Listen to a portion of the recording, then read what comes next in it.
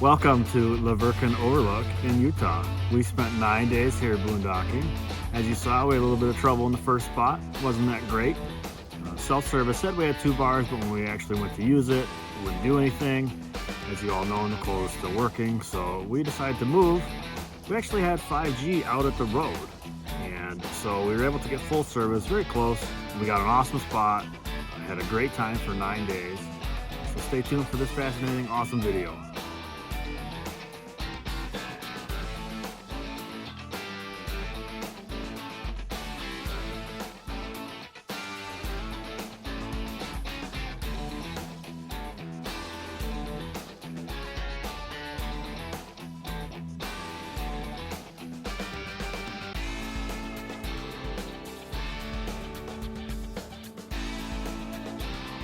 Laverkin Overlook is BLM managed land.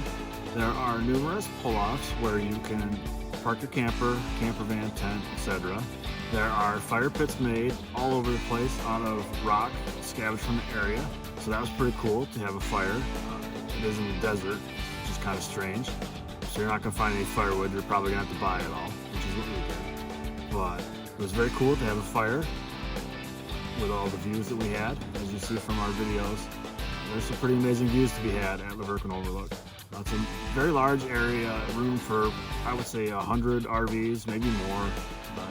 It's just a really awesome place to camp right outside Zion National Park. Tons to do.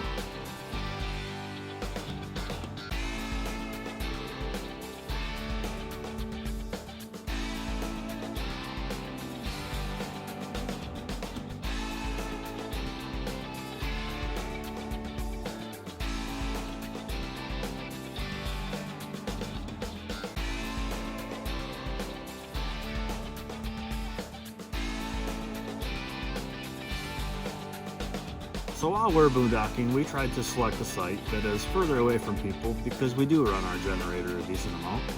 And we had returned back from Zion one day, and there was a camper they had set up fairly close to us. Not super close, but close enough that after a couple of days we felt bad about running our generator. They had solar panels on their roof. They didn't ever run their generator, if they even had one. So we thought it was time to maybe look into some solar. We looked around at Lowe's and Home Depot, didn't have anything in stock. We were looking for something that day, so we ended up with a set from Harbor Freight. We got it all set up, put it out. It was pretty exciting to have power charging the battery back up while we were gone. That was pretty cool.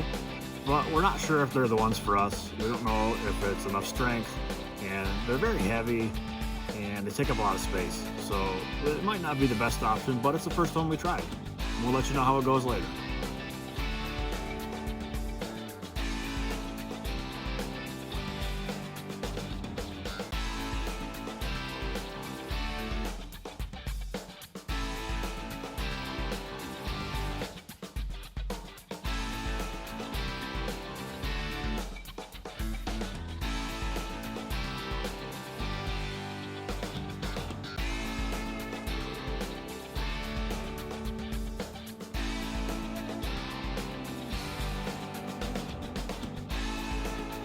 This makes our second trip to Zion National Park, and it was just as crazy this time as it was last time. This park is busy, no getting around. This is mid-October, and it was still packed. As you can see, when we drove through the tunnel, there's a line of cars waiting to get into the tunnel. That was super busy. That hike right there, when you first come out of the tunnel, I don't know how you would ever park there. It was full. We tried to go at lunch. That didn't work at all. So this park is very busy. If you don't get a spot inside the park first thing in the morning, you have to park inside the town, and I think it's at least 20 bucks. Well, some of the spots might even be 40. Now there is a shuttle that runs from outside the park to inside the park, and then you have to take the shuttle in the park to go to all the stops because they don't allow cars past a certain point. The shuttle bus does go pretty well, goes pretty quick. They're not all super full all the time. Takes away from the park a little bit. It's kind of like being in an amusement park instead of being in a national park. But it is still amazing and still definitely worth going. There are all those people there for a reason.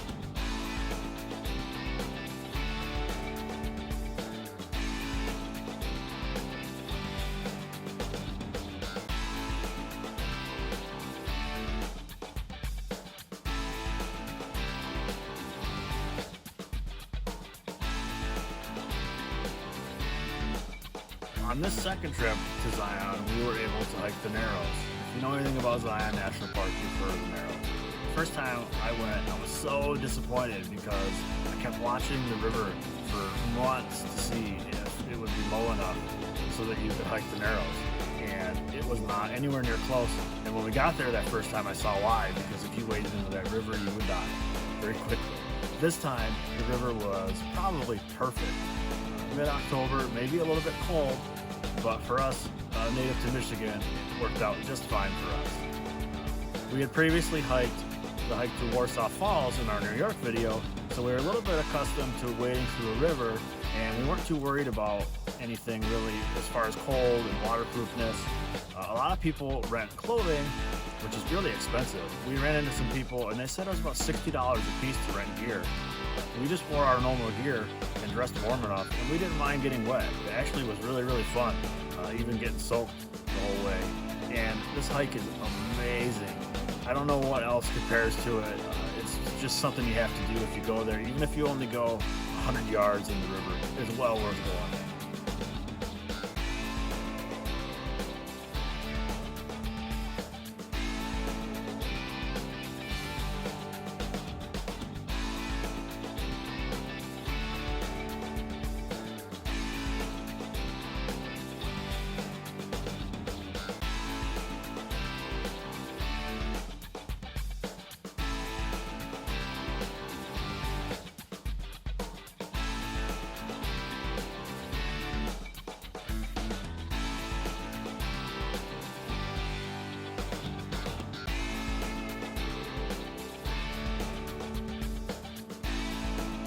So for our Narrows hike, we pulled into the Zion National Park parking lot about 6:45, and we snagged one of the last parking spots inside.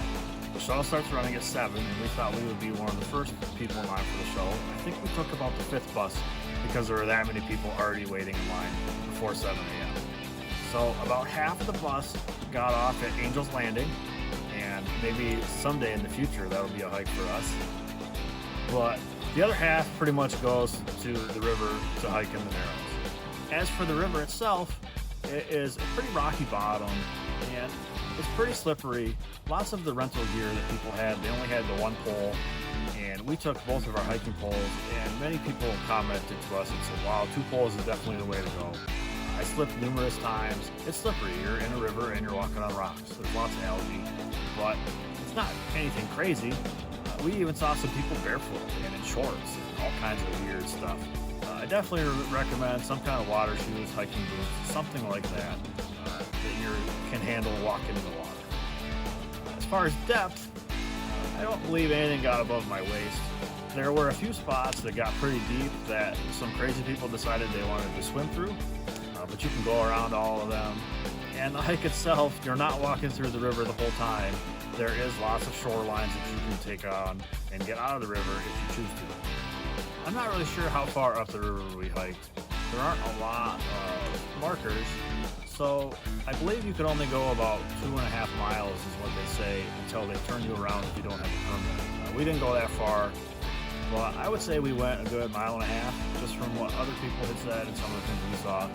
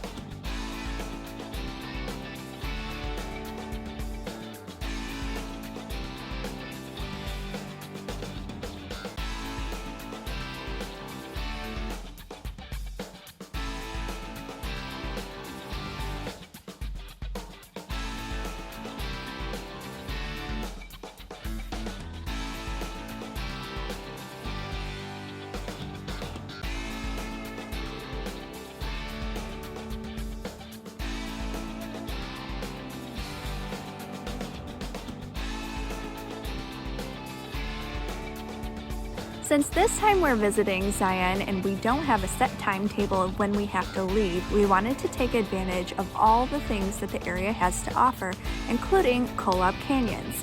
So this is still part of Zion National Park, but a lot of people don't go there. In fact, hardly anybody goes there, which is why we loved it so much. It had the same views as Zion, if not better.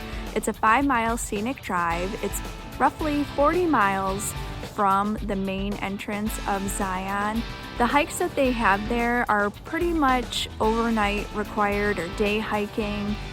We found one hike that we did and it was very beautiful.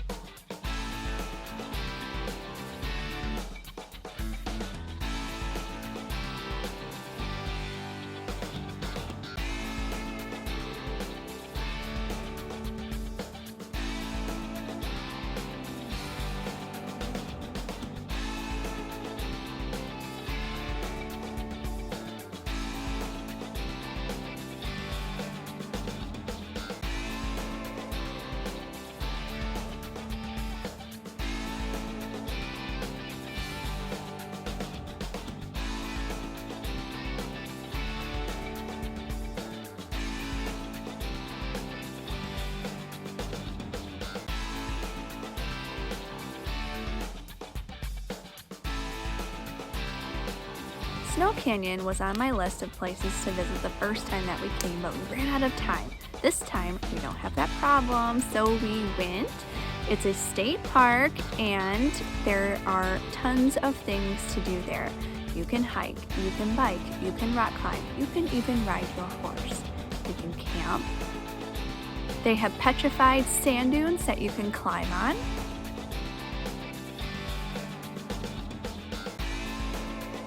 The views there are incredible. You have lots of differing types of sandstone. You even have some green and some volcanic origins.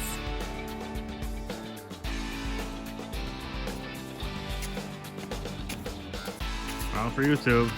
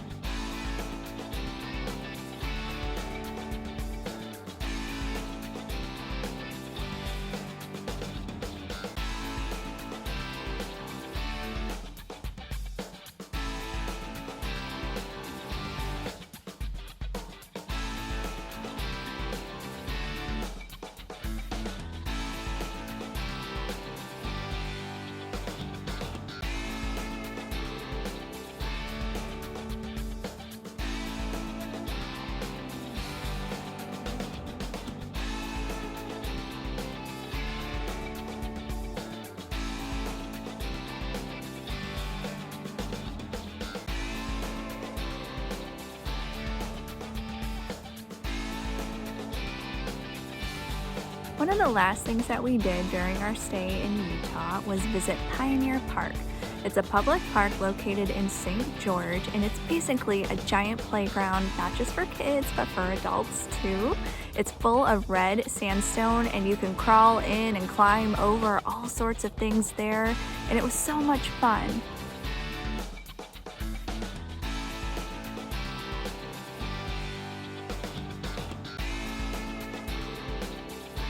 One cool thing about this park is it's free, and also it overlooks the town and you can see forever. It's a popular place for people to go and watch the sunset.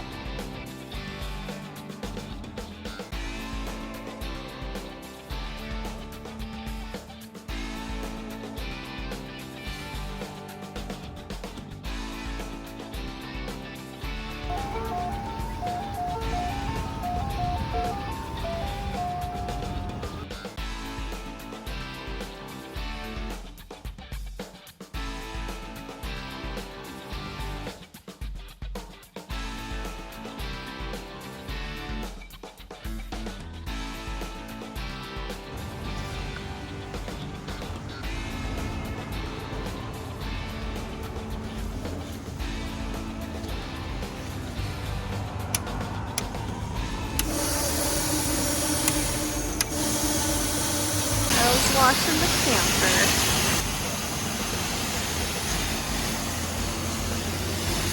She's a dirty birdie.